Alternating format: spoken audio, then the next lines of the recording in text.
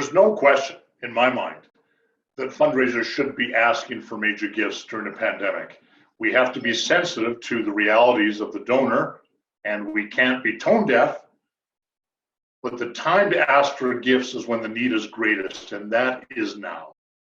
This is not the time for a fundraiser to put themselves in the position of a prospective donor saying, I don't want to approach. This is the time for a fundraiser to share your mission, share what you're doing, talk with empathy, talk with compassion, and to connect with your donors.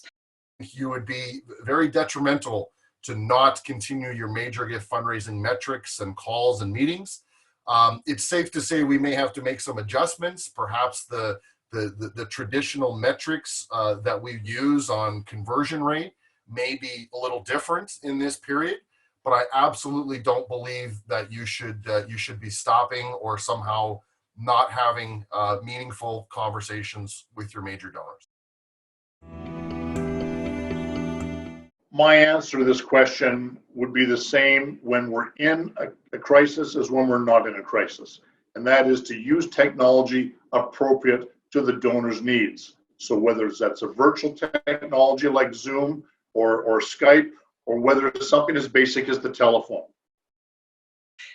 Right now, technology during this COVID-19 crisis has shown me that it is a tool to have meaningful and worthwhile conversations with donors.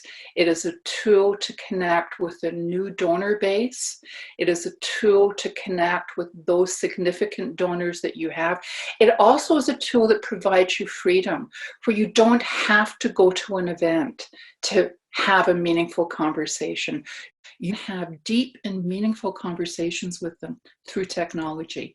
It's also a tool to quickly update your donor on all of the things that your charity is doing, all of the challenges that your charity is experiencing, and provide pathways for your donor to continue to engage and participate in helping you achieve mission.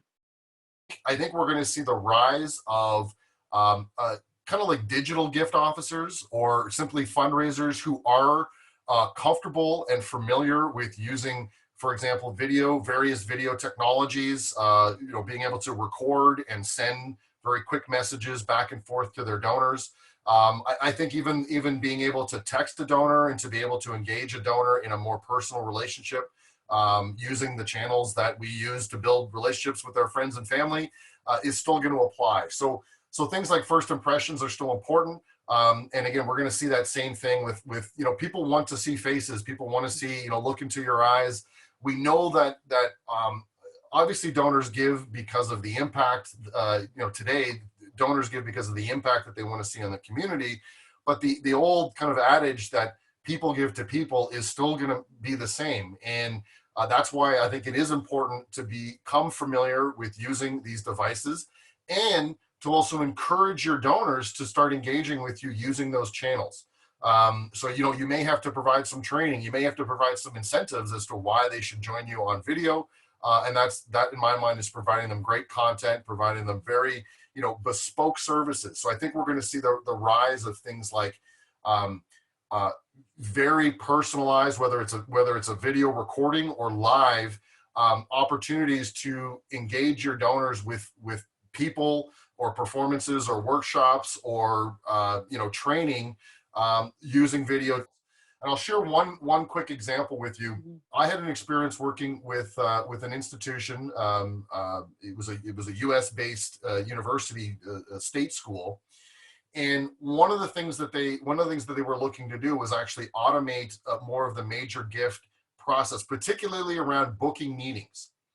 And again, I'll just share this with you anecdotally. There was an initial pushback to say there's no way a major donor will book a meeting with a gift officer using technology. That's not the way it's done. You need to call them on the phone. You need to email them back 5 or 6 times to confirm the date. Well, we began testing, could you use some of the automation technology to be able to book time with a donor in the calendar? And what we found was that the results were actually quite tremendous. Now, this was some testing we were doing. But we found basically, I guess anecdotally, we found that donors absolutely had no issues using technology to automate and speed up the booking process to do that. So, again, I think there's a lot of examples of this changing. I think what's happening with COVID is simply going to accelerate changes to the market that were already basically on the horizon, but we've now kind of been forced to do it overnight.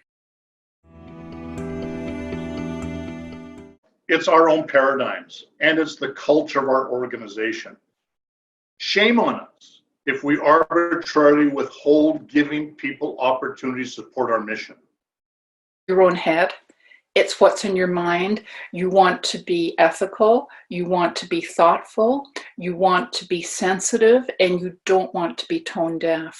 So with all of those things around in your mind, you think this is not the time to ask. But my question to anyone in that situation is, when did you become the donor in that conversation? You're not the donor. You need to approach the donor. You need to engage with your supporters. You need to provide them the opportunity to participate with you in this very difficult journey. You will be surprised at how much donors will still align with your charity, want to help you immediately, put you as a priority. When I was a major gift officer, I was a young major gift officer in 2008, 2009. We had a significant recession plus the N1H1 pandemic. Again, not to the extent of what we're seeing today, but as a young gift officer, I had spent 2 years, raising, endowments and creating these great scholarships and awards and great areas of funding, only to have every one of my donors, any new donor that came in 2006, 2007, their endowments were all underwater in 2008. There was, not only had they not grown, they'd actually gotten smaller. So we'd actually lost money for many of our donors, which is never, so what happened with me is I was a young gift officer. This was all new to me. I was absolutely convinced that my donors would be mad at me, personally, because, they trusted me to steward their endowments, steward their money appropriately. So I was convinced they'd be mad at me. I was convinced there's no way they'd take a call. And I was convinced there would be no way that they would make a contribution. Well, when I actually got on the phone and when I actually got out to meet with people and started having these conversations, what I found, of course, was these donors were exceptionally sophisticated. They knew exactly what was going on in the world. They knew exactly that, the endowments were being managed the best they possibly could, given the situation in the world.